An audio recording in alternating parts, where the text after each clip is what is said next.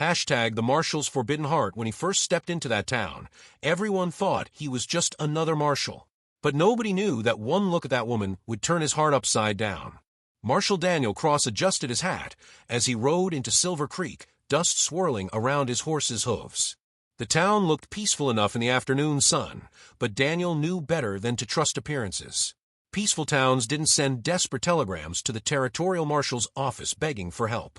His steel-gray eyes scanned the main street, cataloging potential trouble spots. The saloon with its bat-wing doors hanging crooked. The general store with boarded windows. The bank that looked like it had seen better days. This was a town under siege, even if the siege was invisible to casual observers. But what Daniel didn't know was that his biggest challenge wouldn't come from outlaws or corrupt officials. As he dismounted in front of the sheriff's office, a woman emerged from the general store across the street. Auburn hair caught the sunlight, and when she turned to look at him, Daniel felt something shift in his chest that had nothing to do with duty or justice. Eliza Morrison moved with the grace of someone who'd learned to carry herself with dignity despite whatever hardships life had thrown her way. She wore a simple blue dress, but there was something about her bearing that suggested strength beneath the feminine exterior. Their eyes met across the dusty street, and for a moment, time seemed suspended. Daniel had seen beautiful women before, had even loved one once upon a time. But this was different. This was the kind of instant recognition that poets wrote about, and practical men, like Daniel Cross, tried to ignore. But you haven't seen the biggest surprise yet.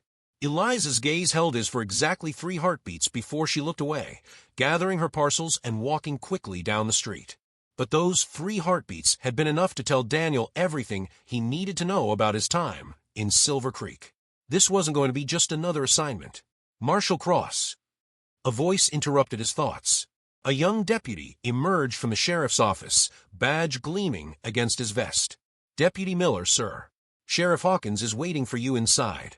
Daniel forced himself to focus on the job at hand, but his eyes followed Eliza Morrison until she disappeared around the corner. "Good to meet you, Deputy. Fill me in on the situation." As they walked into the cramped office, Miller's expression grew serious. "It's bad, Marshal. Real bad.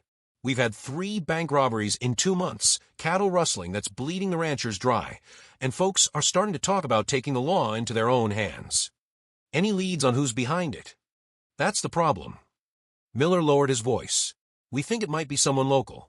Someone who knows the town's rhythms, who can predict when the banks will have the most cash, when the cattle will be moved." Daniel settled into the chair across from Sheriff Hawkins' desk, but his mind kept drifting to green eyes and auburn hair. "What makes you think it's local?" "Timing's too perfect. And—" Miller hesitated. "There's talk about some of the townspeople. Folks who might be harboring outlaws, providing information. Such as, well, there's Eliza Morrison. Lives alone on the old Patterson place outside town. Men come and go from her property at all hours. Could be she's running some kind of operation." Daniel's jaw tightened. He'd been in Silver Creek less than an hour, and already people were trying to poison his mind against the woman who'd made his heart race with a single glance. But what he didn't know was that Eliza Morrison was indeed hiding something. Something that would force him to choose between his duty and his heart. "I'll look into it," Daniel said carefully. "But I prefer to make my own judgments about people." Miller nodded, but Daniel caught the flash of something in the deputy's eyes. Disappointment, maybe? Or calculation? The rest of the afternoon was spent reviewing files, studying maps, and getting acquainted with the town's layout. But Daniel's thoughts kept returning to that moment on the street, to the way Eliza Morrison had looked at him like she was seeing something she hadn't expected. As evening fell, Daniel made his way to the hotel where he'd be staying. The clerk, a nervous man with ink-stained fingers, handed him a room key and lowered his voice conspiratorially. "Marshal, if you don't mind some friendly advice, you might want to steer clear of certain folks in town. Not everyone here is what they seem." "Such as?" "Well, take that Morrison woman. Keeps to herself mostly, but there's strange goings-on at her place. Lights at all hours, men riding out there in the dark. Some folks think she might be—" He glanced around nervously, "helping the wrong kind of people, if you catch my meaning." Daniel caught it, all right. Small-town gossip and suspicion, the kind that could destroy innocent people as easily as it could expose the guilty. He'd seen it before, and it always left a bad taste in his mouth. "I'll keep that in mind," he said noncommittally. But as he climbed the stairs to his room, Daniel was already planning his first unofficial investigation. Tomorrow, he'd pay a visit to Eliza Morrison. Not because of the gossip, but because he needed to understand why a single look from her had affected him more than a dozen gunfights. What he didn't know was that tomorrow's visit would change both their lives forever. The next morning dawned clear and cold, perfect weather for a ride to the Patterson place. Daniel saddled his horse just after sunrise, telling himself this was routine law enforcement. He was simply investigating a potential lead, following up on information provided by concerned citizens. The lie tasted bitter in his mouth. The ride to Eliza's property took 20 minutes through rolling hills dotted with scrub oak and wild grass. The house that came into view was modest but well-maintained, with a small garden and a barn that had seen recent repairs. Smoke curled from a chimney, and Daniel could see curtains in the windows. It looked like a home, not a criminal hideout. As he dismounted, the front door opened, and Eliza Morrison stepped onto the porch. She wore a simple brown dress today, with an apron tied around her waist. Her hair was pulled back in a practical bun, but a few strands had escaped to frame her face. "Marshal Cross," she said, her voice carefully neutral. "I've been expecting you." "Have you?" Daniel tied his horse to the porch rail, studying her face for any sign of guilt or fear. Instead, he saw resignation and something that might have been sadness. "Small towns have big mouths," Eliza replied. "I imagine you've heard all sorts of interesting stories about me." "Some." Daniel stepped onto the porch, close enough to catch the scent of fresh bread and lavender soap. "I prefer to form my own opinions." "Do you?" There was a challenge in her voice now, and Daniel found himself responding to it despite his better judgment. "I do, which is why I'm here." Eliza studied his face for a long moment, as if trying to read something in his expression. Whatever she saw there seemed to satisfy her, because she stepped back and gestured toward the door. "Then you'd better come in. Coffee's fresh." But the moment Daniel stepped across her threshold, he knew he was crossing more than just a doorway. He was crossing a line that would change everything he thought he knew about duty and desire. The interior of Eliza's house was warm and inviting, with handmade furniture and books scattered on every available surface. A fire crackled in the stone fireplace, and the smell of fresh bread filled the air. It was the kind of home Daniel had dreamed of having someday, back when he believed in dreams. "Sit," Eliza said, gesturing to a chair at her kitchen table. "I'll get that coffee." Daniel remained standing, his marshal's instincts warring with his personal inclinations. "Mrs. Morrison, I should tell you why I'm here." "I know why you're here." Eliza poured 2 cups of coffee, her movements precise and graceful. "People think I'm harboring criminals. They think the men who visit my property are outlaws, and that I'm some kind of, what's the word they use, accomplice. Are you?" The question hung in the air between them like smoke. Eliza set down the coffee pot and turned to face him fully, her green eyes blazing with an emotion Daniel couldn't quite identify. "That depends on your definition of criminal, Marshal." Before Daniel could ask what she meant, the sound of approaching hoofbeats broke the morning quiet. Eliza's expression changed instantly, shifting from defiance to concern. "You need to leave," she said urgently. "Now." "Why?" "Because if they find you here, they'll think." She paused, color rising in her cheeks. "They'll think things that could get us both in trouble." But Daniel was already moving toward the window, his hand instinctively moving to his gun. 3 riders were approaching the house, and something about their posture suggested this wasn't a social call. "Who are they?" he asked. "Trouble," Eliza replied simply. "The kind that's been plaguing this town for months." And that's when Daniel realized that everything he'd been told about Eliza Morrison was wrong. She wasn't harboring criminals. She was hiding from them. The 3 riders dismounted with the casual confidence of men who were used to taking what they wanted. Daniel recognized the type, hardened criminals who'd learned that fear was more valuable than gold.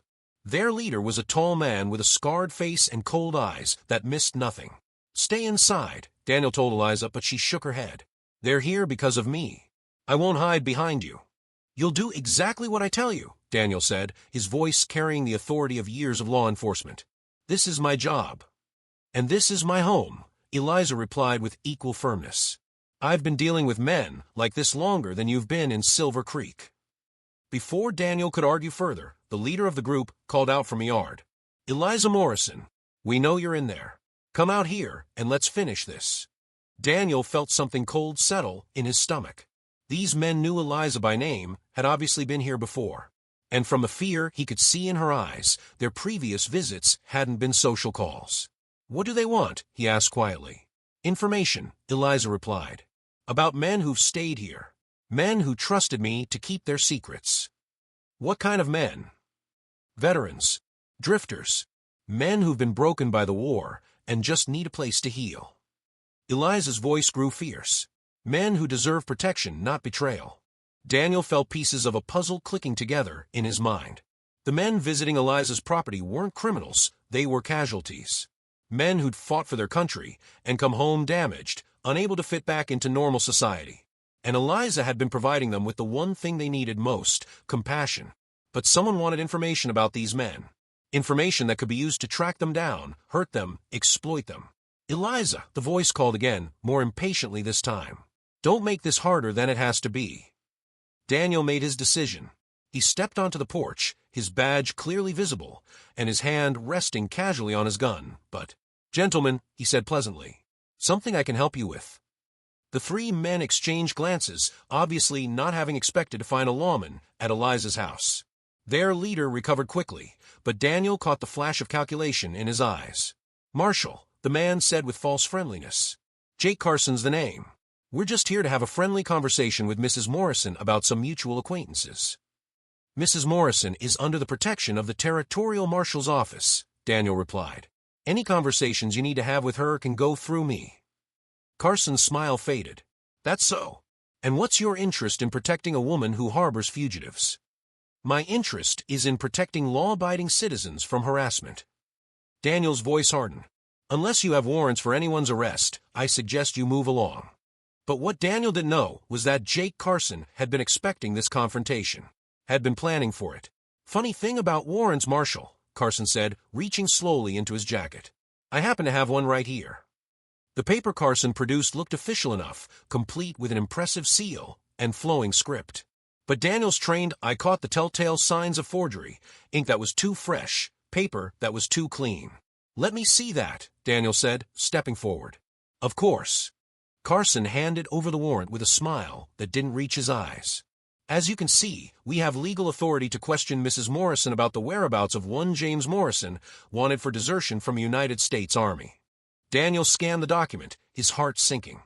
Whether it was real or forged, it gave Carson and his men legal cover for their harassment. And the name on the warrant. "James Morrison," Daniel read aloud. "Any relation, Mrs. Morrison?" Behind him, he heard Eliza's sharp intake of breath.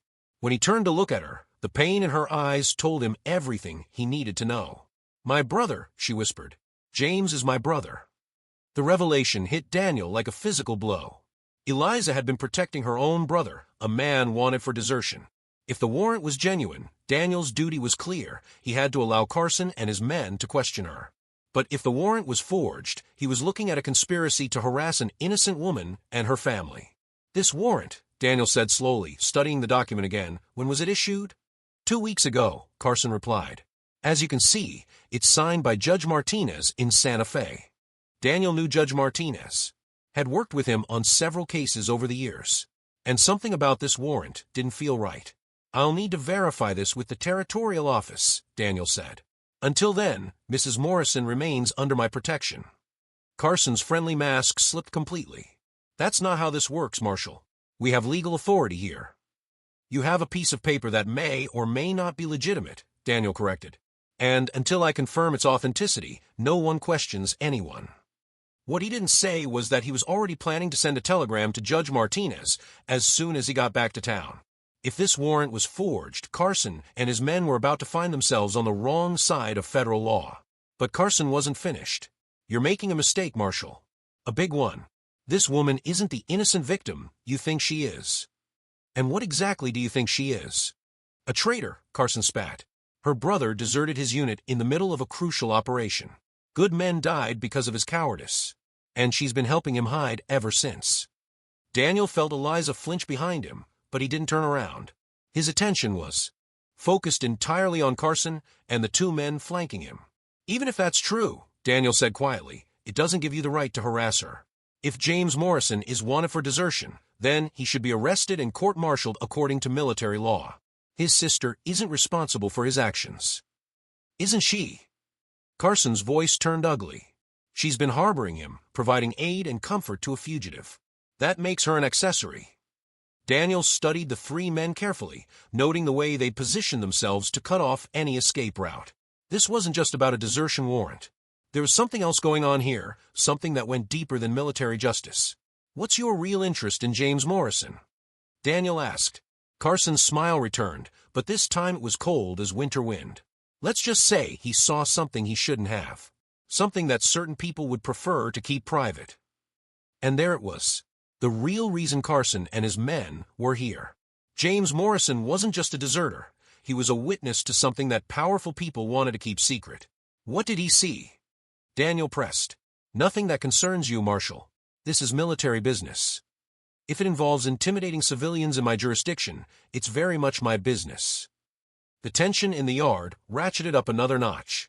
Daniel could feel the situation balancing on a knife's edge, ready to explode into violence at any moment. That's when Eliza stepped up beside him, her chin lifted in defiance despite the fear he could see in her eyes. James isn't here, she said clearly. He hasn't been here for months. So whatever you want from him, you're not going to get it from me. Now, that's where you're wrong, Carson said softly, because you're going to help us find him, one way or another. Daniel's hand moved to his gun, and he saw Carson's men tense in response. They were outnumbered 3-1, and Eliza was an innocent bystander who could get caught in the crossfire. But before anyone could draw, the sound of approaching horses broke the standoff.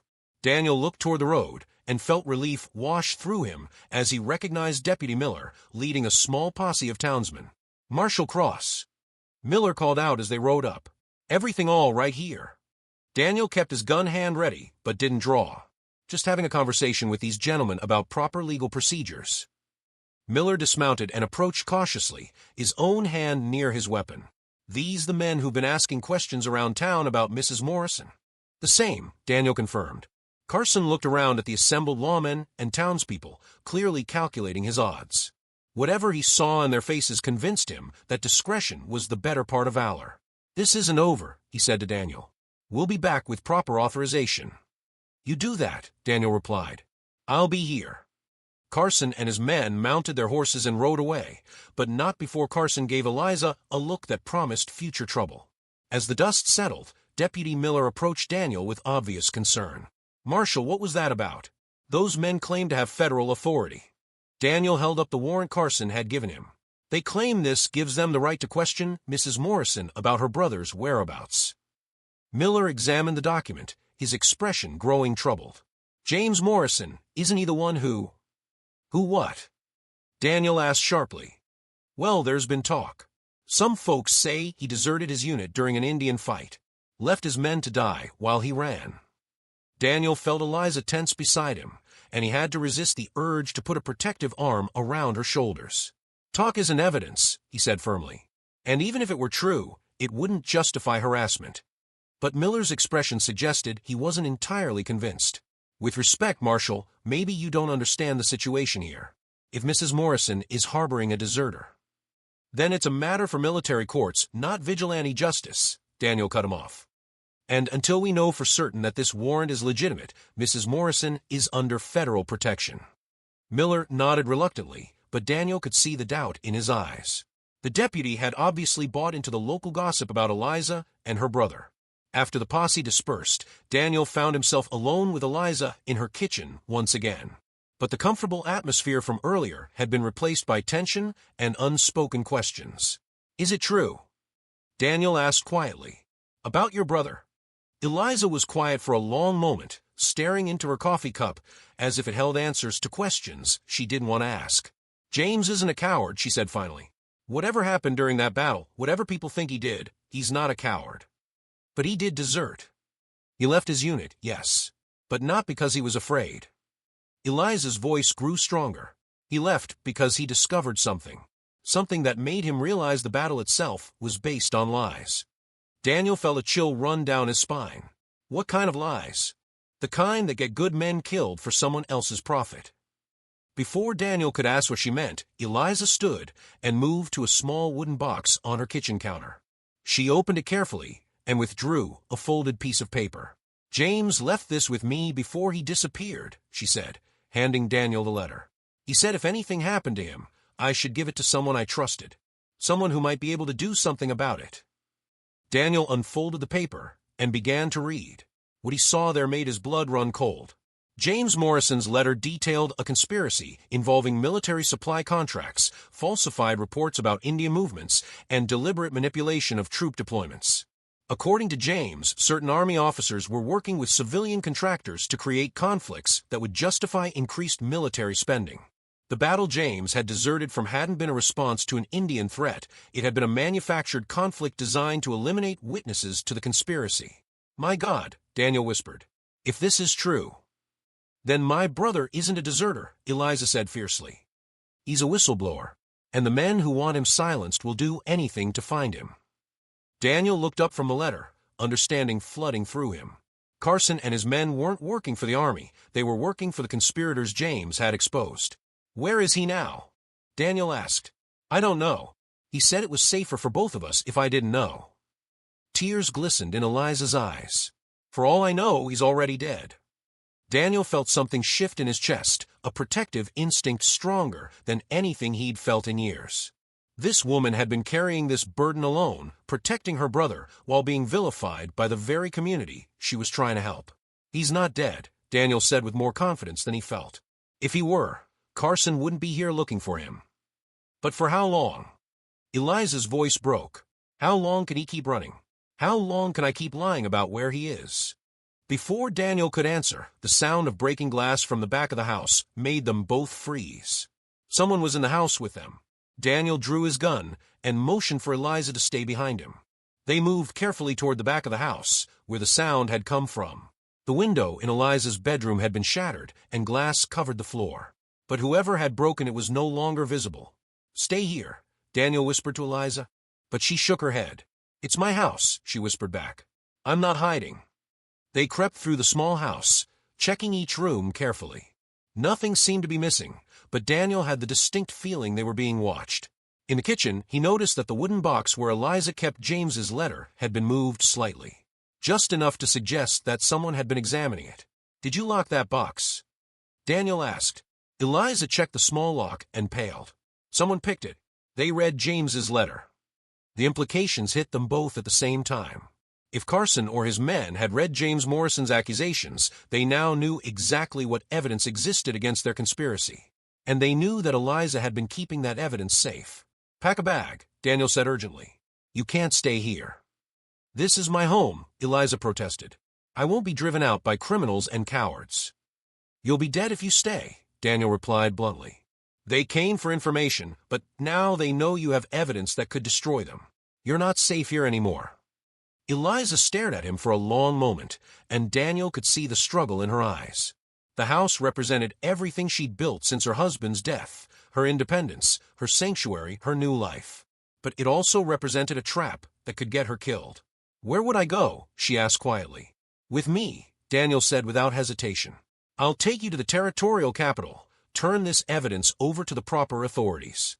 You'll be under federal protection until this is resolved." "And then what?" "Even if the conspiracy is exposed, even if James is cleared, the people in this town will never accept me back. Not after this." Daniel looked at the woman who had turned his world upside down with a single glance, who had shown him what courage really looked like, who had made him feel alive again when he'd thought that part of him was dead forever. "Then maybe," he said softly, "it's time for both of us to start over somewhere new." The words hung between them, like a bridge across an impossible chasm. Daniel had just offered to give up his career, his duty, his entire life as he knew it. For her. Eliza's eyes widened as she realized what he was suggesting. "Daniel, you don't understand what you're saying. If you help me, if you choose to believe James's story over official military reports, you'll be throwing away everything you've worked for." "Maybe," Daniel admitted. "Or maybe I'll be choosing something more important than a badge." The sound of horses approaching cut short any response Eliza might have made. This time, there were more of them, at least 6 riders from the sound of it. "They're back," Eliza whispered. Daniel moved to the front window and cursed under his breath. Carson had returned with reinforcements, and these men looked like professionals. The kind of men who killed for money and slept soundly afterward. Back door, Daniel said urgently. Now. But as they moved toward the rear of the house, the sound of footsteps on the back porch told them that exit was already blocked. They were trapped. Eliza Morrison. Carson's voice called from outside. We know you're in there, and we know the marshal is with you. Come out and nobody has to get hurt. Daniel looked around the small house, calculating options and finding none that he liked. They were outnumbered and surrounded, with limited ammunition and no backup coming. But he'd been in worse situations and survived. Stay low, he told Eliza. Whatever happens, stay away from the windows. What are you going to do? My job, Daniel replied grimly. He moved to the front door and called out, Carson, this is a federal marshal speaking. You and your men are trespassing on private property and interfering with a federal investigation. Stand down immediately. Carson's laughter was cold and ugly. Federal investigation. Into what, Marshal? A woman's tea party. Into conspiracy to defraud the United States government and murder of federal witnesses, Daniel replied. I've read James Morrison's letter, Carson. I know what you and your friends have been doing. The silence that followed was more ominous than any threat could have been. When Carson spoke again, his voice had lost all pretense of friendliness. Then you know too much to leave here alive. The first shot shattered the front window, sending glass flying across Eliza's living room. Daniel pushed her toward the kitchen, where the heavy table could provide some cover. How many bullets do you have? Eliza asked, surprisingly calm given the circumstances.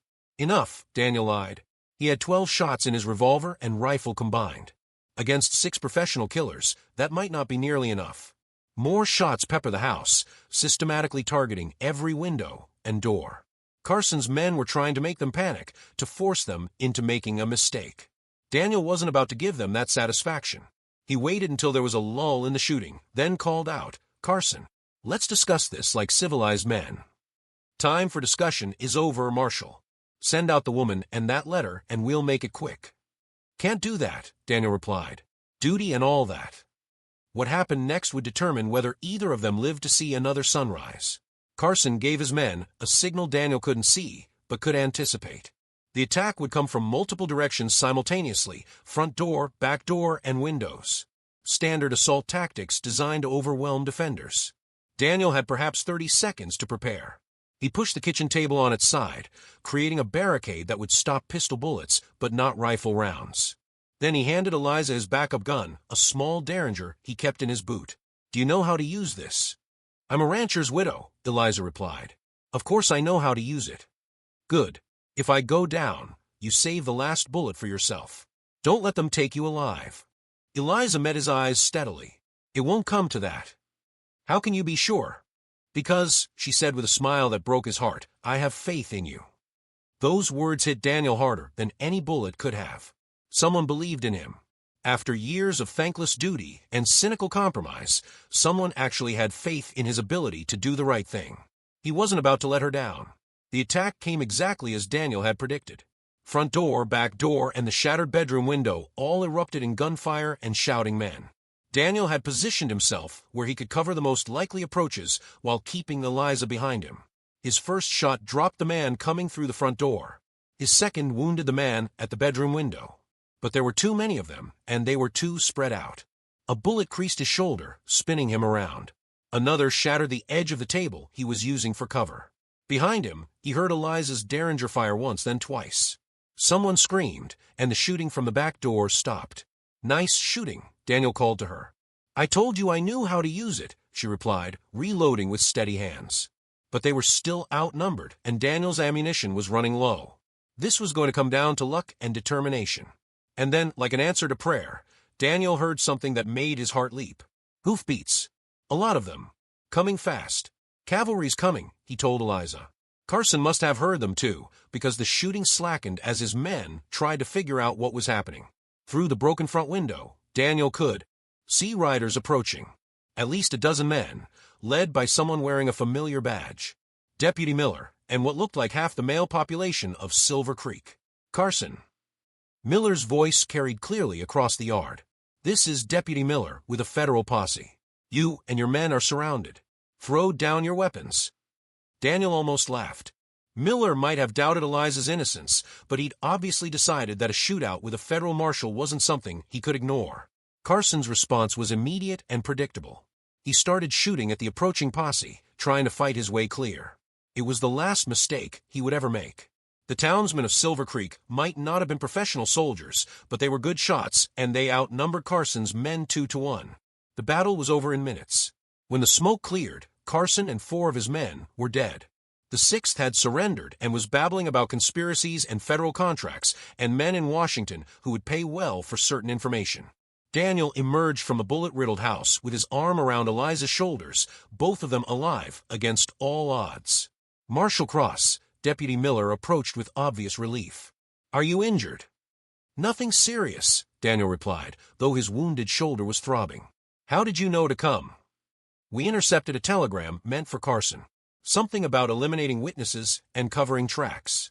Figured that meant you and Mrs. Morrison were in trouble." Daniel looked around at the townsmen who had risked their lives to save his and Eliza's. Men who had probably believed the gossip about her, who had questioned her character and her motives. But when it mattered, when lives were on the line, they had chosen to do the right thing. "Gentlemen," Daniel said formally, "I owe you all a debt of gratitude." "Just doing our duty, Marshal," replied Tom Wesley from the general store. "Besides, Mrs. Morrison here has helped a lot of folks over the years. Time we returned the favor." Daniel felt Eliza tense beside him at this public acknowledgement of her good works. For so long, she'd been an outcast in her own community. Now suddenly, people were remembering her kindness instead of focusing on their suspicions. "There's something else," Miller added. "We got a telegram back from Judge Martinez in Santa Fe. That warrant Carson showed you was a forgery. Good one, but still fake." Daniel nodded. He'd suspected as much, but it was good to have confirmation. "And there's more news," Miller continued, "about James Morrison." Eliza's grip on Daniel's arm tightened. "What about him?" "He's alive. Turned himself in to federal authorities in Denver 3 days ago. Seems he's been gathering evidence about this conspiracy for months. There are going to be arrests. High-level ones." The relief on Eliza's face was so profound that Daniel felt his own eyes sting with unexpected emotion. Her brother was alive. The conspiracy was exposed. The men who had terrorized her were dead or captured. It was over. But as the crowd began to disperse and the immediate danger passed, Daniel found himself facing a different kind of crisis. What happened now? His assignment in Silver Creek was effectively finished. The territorial marshal would want a full report, and there would be investigations and trials to attend. His duty would take him away from here, probably for months. And Eliza, what did the future hold for her? "Walk with me," she said quietly, as if reading his thoughts. They made their way to the creek behind her house, the same spot where they'd had their first real conversation. The sun was setting, painting the sky in shades of gold and red. "You saved my life today," Eliza said without preamble. "We saved each other," Daniel corrected. "You risked your career for me. For a woman you'd known less than a week." Daniel was quiet for a moment, listening to the water flow over the rocks. "I risked my career for justice. For the truth. For—" He paused, searching for the right words, "for something I thought I'd lost forever." "What's that?" "The ability to care about someone more than I care about my badge." Eliza turned to face him fully, and Daniel could see his own feelings reflected in her green eyes. "What are you saying, Daniel?" "I'm saying that somewhere between that first look across Main Street and watching you reload that Derringer under fire, I fell in love with you." The words came out in a rush, as if he'd been holding them back by sheer force of will. "I'm saying that when I thought we might die in that house, my biggest regret wasn't leaving my duty unfinished. It was never telling you how I felt." Eliza's breath caught. "Daniel, I know it's complicated. I know there are 100 reasons why this can't work. But I also know that I've never felt about anyone the way I feel about you." But what Daniel didn't know was that Eliza had been fighting the same battle in her own heart. "You think you know me," she said softly. "But you don't know everything. There are things about my past, about my marriage, about why I really came to Silver Creek." "Tell me," Daniel said simply. Eliza was quiet for a long moment, gathering courage for a confession she'd never made to anyone. "My husband didn't die in the war," she said finally. "He died because of me." Daniel felt something cold settle in his stomach, but he didn't speak. Whatever Eliza needed to tell him, she needed to say it in her own way. Thomas was a good man. Kind, gentle, everything a woman could want in a husband. But he wasn't strong. Not in the way that matters when violence comes calling. Eliza's voice grew distant, as if she were seeing events from long ago. We lived in Kansas, in a little town called Cedar Falls. Thomas ran the general store and we were happy. Or I thought we were happy. Then the war came and everything changed. She paused, watching the water flow past their feet. Thomas was a pacifist. He wouldn't fight, wouldn't even defend our store when raiders came through. He said violence only bred more violence, that we should turn the other cheek. Daniel began to understand where this story was heading, and his heart ached for the woman beside him. The third time raiders hit our town, they didn't just take supplies. They took lives. Women, children, people who couldn't defend themselves because their men wouldn't stand up to stop it. Eliza's voice hardened. That night, I told Thomas that if he wouldn't protect our community, I would. I'd learned to shoot for my father, and I was tired of watching innocent people suffer while good men did nothing. What happened? The raiders came back a week later, and this time I was ready for them. Eliza's eyes blazed with old fire. I killed 3 men that night, Daniel. Shot them down like the animals they were. Daniel waited, sensing there was more to the story. Thomas couldn't handle what I'd done. Couldn't handle being married to a woman who was capable of that kind of violence. He started drinking, started telling people that I was unnatural, dangerous. Said that God would punish us for the blood on my hands. And one night, he got drunk and went looking for the remaining members of the raider gang. Said he was going to apologize for what I'd done, try to make peace. Eliza's voice broke. They killed him, beat him to death, and left his body in the street like garbage. Daniel felt rage burn in his chest. Not at Eliza, but at a man who had been too weak to protect his community and too proud to let his wife do what needed to be done. That's when I came here, Eliza continued. Changed my name, told people my husband died in the war. Started over, trying to help people without having to kill anyone. But you did have to, Daniel said gently. Today, you saved both our lives. I know. Tears glistened in Eliza's eyes. And I'm not sorry. But I need you to understand what you're getting into. I'm not a gentlewoman, Daniel. I'm not the kind who'll stay home and bake pies while you're out enforcing the law. I'm the kind who'll stand beside you with a gun if that's what it takes. Daniel looked at this extraordinary woman who had just revealed the depths of her courage and her pain, and felt his love for her deepen beyond anything he'd thought possible.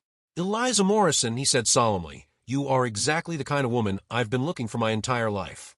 The kind who'll stand when others fall, fight when others flee, and love with everything she has despite the risks.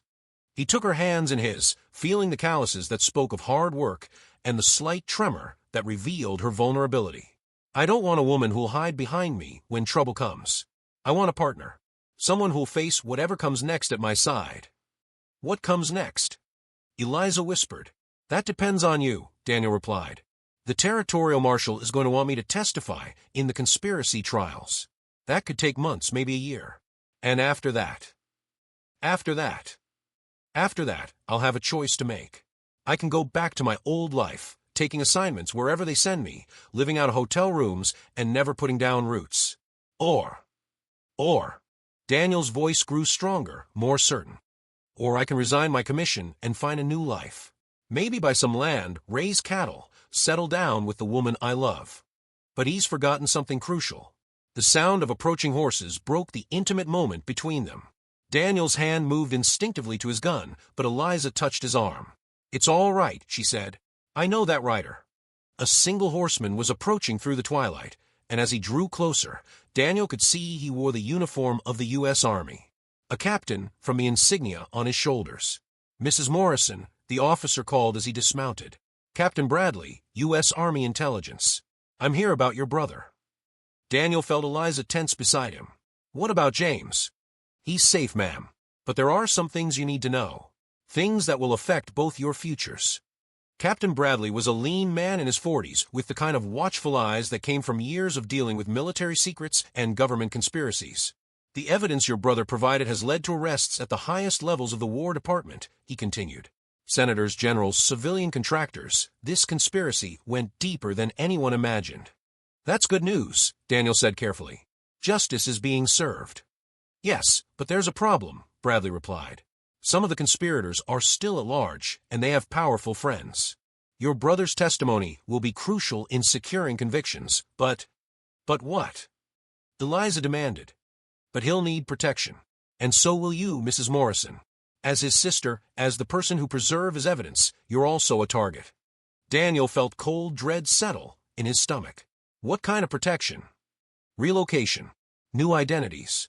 A chance to disappear completely until the trials are over and the remaining conspirators are captured.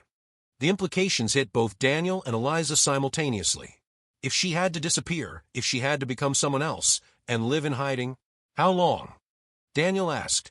Minimum of 2 years, Bradley replied. Maybe longer, depending on how the trials go. 2 years. Daniel looked at the woman he'd just declared his love for, the woman who had just agreed to build a new life with him, and felt his heart breaking. There is one alternative, Bradley said quietly.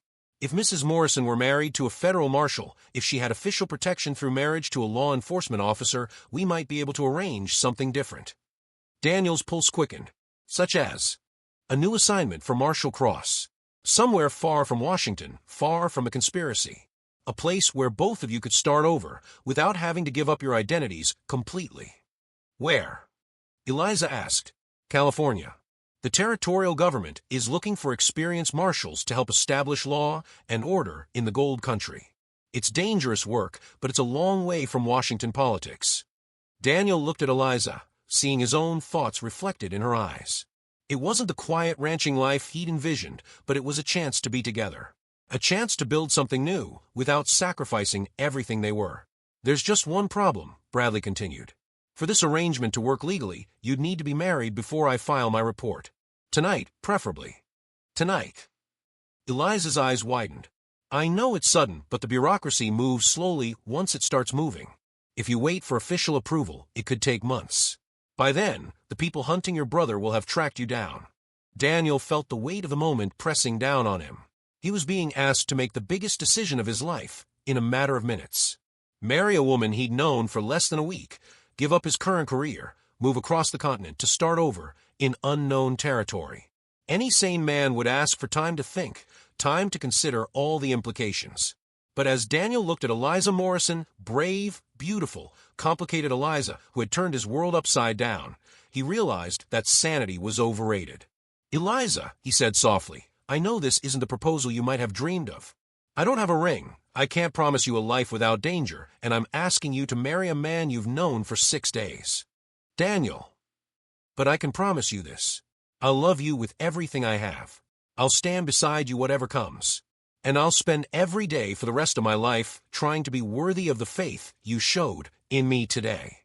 Eliza looked into his eyes, and Daniel could see her weighing everything. The risks, the uncertainty, the sheer audacity of what they were contemplating. You're right, she said finally. This isn't the proposal I dreamed of. Daniel's heart sank. It's better, she continued with a smile that took his breath away. Because it's real and it's honest, and it's based on something stronger than pretty words and promises we might not be able to keep. Is that a yes? That's a yes, Marshal Cross. I'll marry you tonight, I'll go to California with you, and I'll build whatever life we can build together. Captain Bradley smiled for the first time since his arrival. In that case, we need to find a preacher. And we need to do it fast. 1 hour later, in the simple wooden church of Silver Creek, Daniel Cross and Eliza Morrison spoke vows that would bind them together for better or worse, in ceremony witnessed by Deputy Miller, Captain Bradley, and half the town. It wasn't the wedding either of them had imagined, but as Daniel kissed his new wife for the first time as her husband, he realized it was perfect. Because it was theirs. As they walked out of the church together into the starlit night, Eliza squeezed Daniel's hand. No regrets, she asked. Daniel looked at his bride, brave, beautiful, and now legally his partner in everything that lay ahead, and felt a peace he hadn't experienced in years. None, he said firmly.